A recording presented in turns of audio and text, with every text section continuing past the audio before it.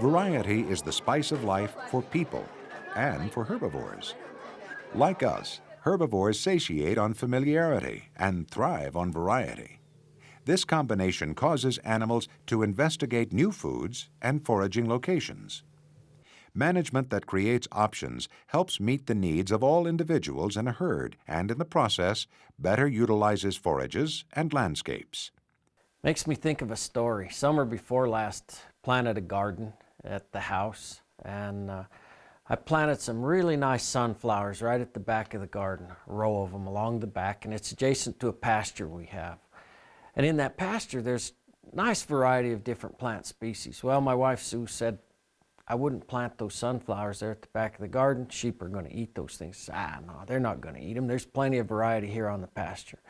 Well, took a trip for a couple of weeks. The sunflowers are really getting to be nice, a couple of feet high. Came back, sunflowers were all gone. Sheep had eaten all the sunflowers. So why do animals do that? Why, even given variety, do animals ingest a variety of foods? We mentioned that feedback from cells and organs of the body influences palatability.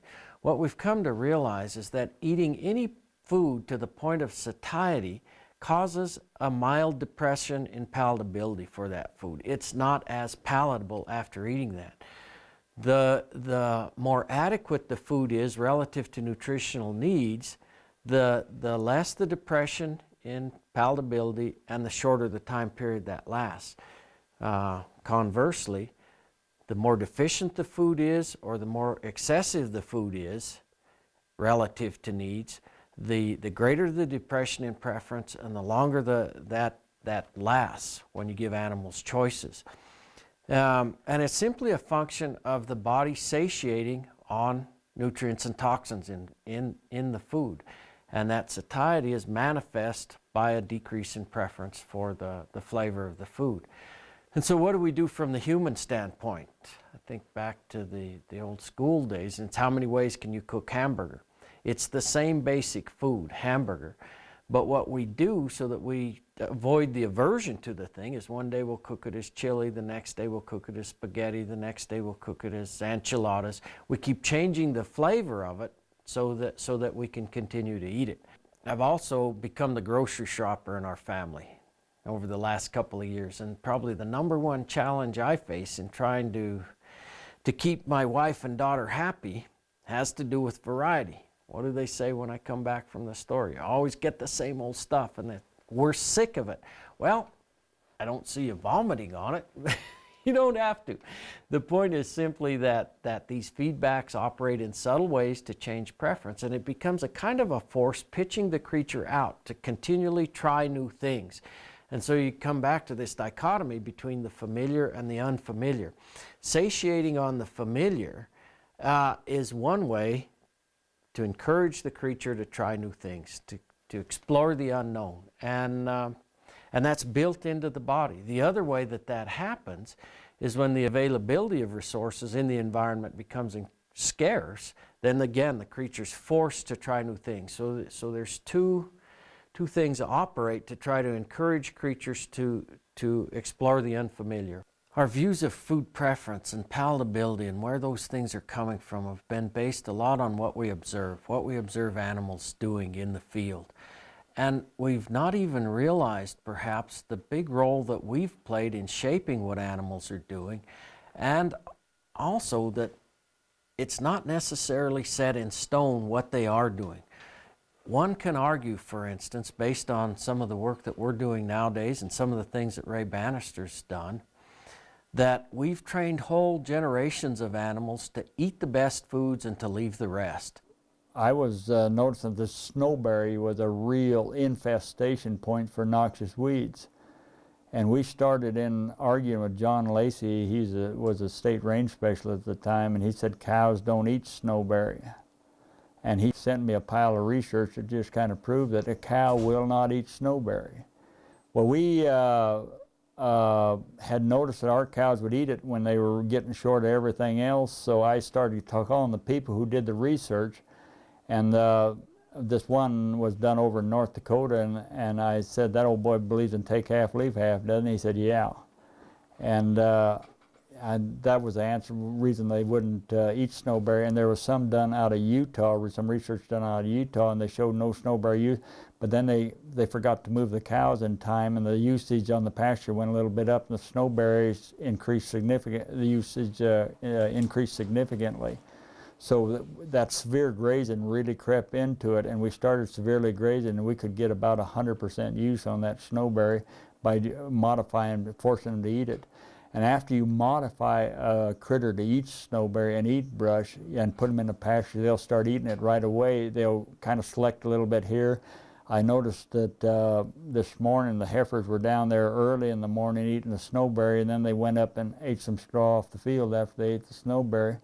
Our grazing management practices have been directed toward utilization of key species, and those key species aren't sagebrush. They're the palatable, what we consider to be the palatable grasses and forbs.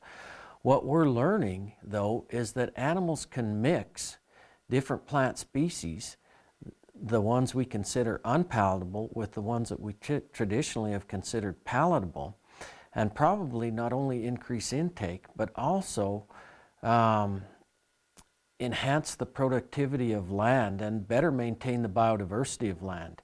If we train animals to eat the best and leave the rest, what we end up with typically are areas dominated by what are considered the less palatable plant species, such as sagebrush here.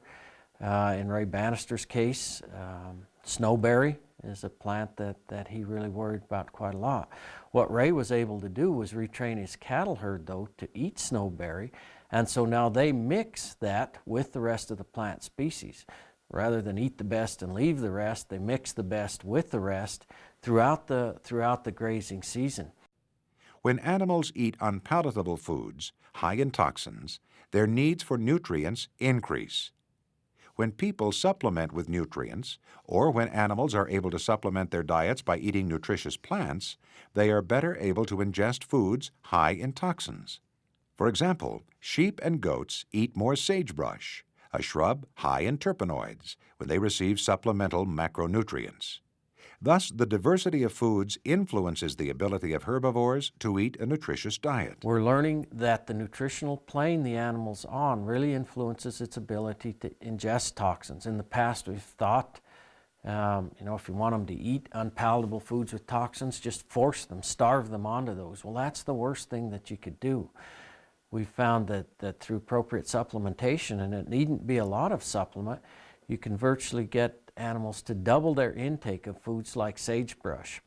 We've been able to show experimentally that if you offer animals a variety of different foods, each of which contains a toxin, many times those toxins are complementary in the sense that they affect different parts of the body, they're detoxified in different ways. Whatever the mechanisms are, what we've observed is that if you offer animals a variety of foods, they're able to meet nutrient needs by eating a little bit of a wide variety of different foods. The interesting and important part of that, too, is that animals have to learn to do this. We've offered animals 5 foods. 2 of them are familiar, nutritious foods, and then we offer 3 other foods that contain the toxins. Animals that haven't learned to mix and to eat foods that contain toxins, if given a choice, don't even eat those foods. On the other hand, animals who have been trained to eat those foods, even if they have ad lib access to the other foods, will eat considerable amounts of the foods with the toxins. And this is a learned response. And not only does this make the situation better for the animals, in the long run it's going to make it better for the land, because animals are not simply selecting the best and leaving the rest. We had a producer that was somewhat understocked with cattle. They'd been in there for a long period of time, and what happened in that particular place, we had some red clover, a tremendous amount of ladina clover and yellow hop clover, or big hop clover, and fescue.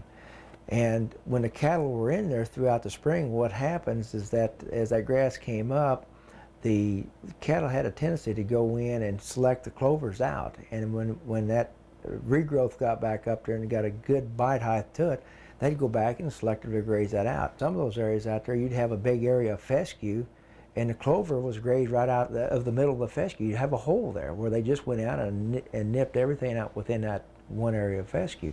You come back around, say 6 months later, and bring the livestock back in, you've already established a pattern of selectivity, and they'll go back and they'll reselect on those areas that they had grazed earlier in the year. And so you'll get this hummocky effect in the field where you have some fescue will be a foot tall, and other areas everything will be grazed down to an inch.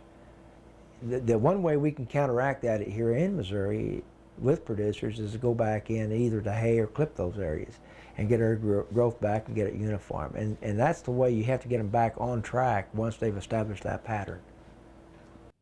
With the advent of statistics during the 20th century, the emphasis has been on devising studies to determine the response of the average individual.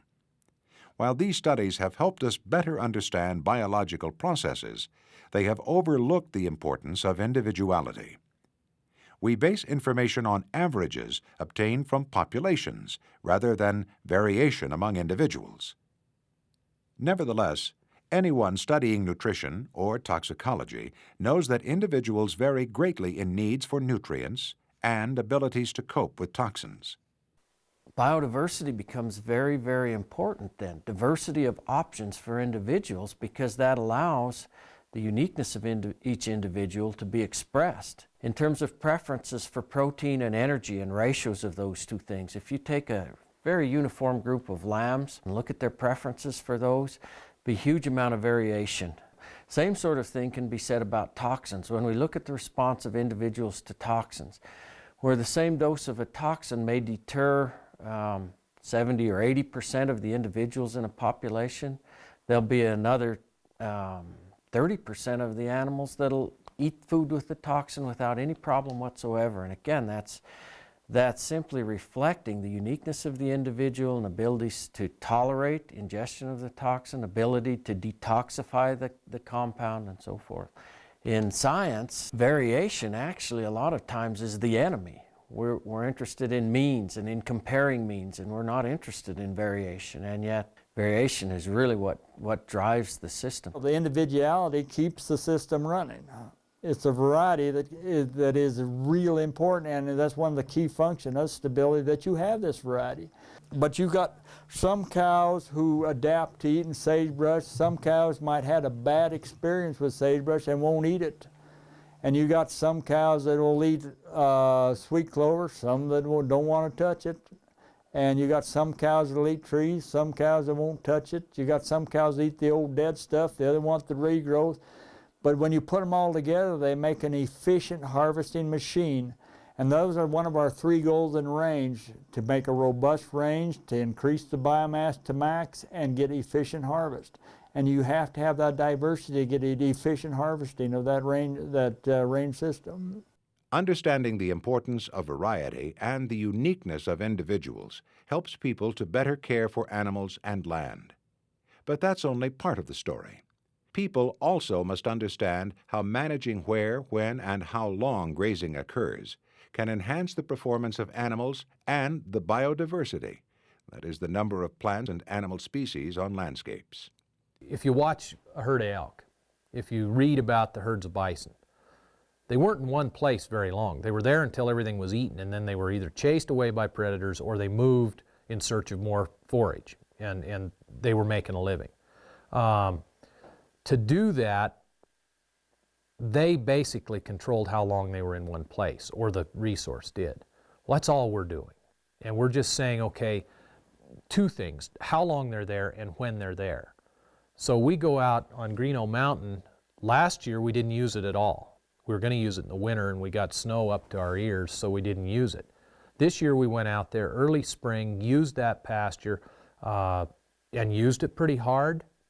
The grass in there right now in some places is waist deep, and that's after the cattle were in there and used it. And the number of animal days in there was approximately 18 to 20,000 animal days in that pasture. Okay, the grass has come back, it's waist high, the deer, the elk, everything else are in that pasture. It's grass that's very, very palatable to them because it's new growth, regrowth. Our cows aren't going back there. Okay, next year that pasture will be used late in the season. So what did we do in the space of 3 years? Total rest, early season use, which is going to hit a lot of your cool season grasses, going to hit a lot of your forbs, is what they're going to be using early on. They're going to use cheatgrass, which is less desirable than some others. Then next year we come in, we're going to hit your fall season grasses first. They're going to pick up some of the remnants of the other grasses, but they've all gone to seed. They've all done their reproductive function, and they have armored themselves. So what we're doing is trying to manage for biodiversity on that scale, and time and timing are the two things that are critical to getting that done. Just as animals need variety in their diets to meet needs for nutrients and to avoid over-ingesting toxins, so too people must build variety and flexibility into their grazing management practices to increase the biodiversity and productivity of the landscapes they manage.